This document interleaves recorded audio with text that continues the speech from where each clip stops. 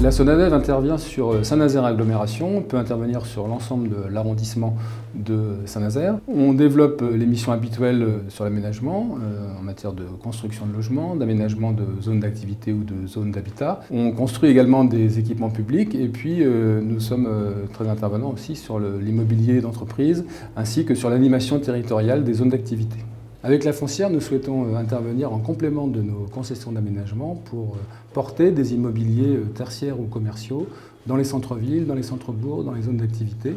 Nous pouvons ainsi acquérir, rénover des structures commerciales, les louer et faire en sorte de redynamiser les centres-villes et les centres-bourgs, mais aussi faire émerger des projets qui n'auraient pas pu aboutir sans l'accompagnement de cet outil.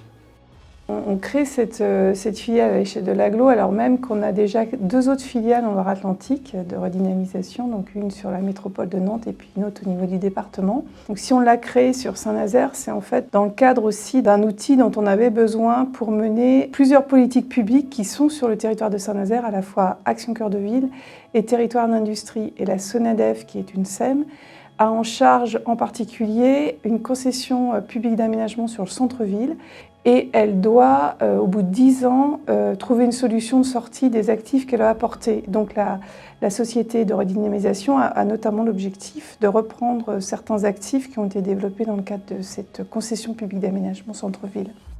Les premières interventions de la foncière porteront sur le centre-ville de Saint-Nazaire, l'avenue de la République.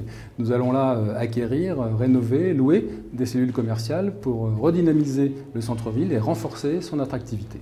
C'est vraiment un outil qui complète la grappe de la SONADEV et puis tout ça animé avec des moyens partagés au sein d'un GIE et d'un groupement d'employeurs. Avec cette société qui va s'appeler Saint-Nazaire Territoire et Développement, on va donc finir le panel d'intervention, enfin finir, il y a peut-être d'autres projets dans le visu par rapport au développement très fort de l'agglomération de Saint-Nazaire actuellement.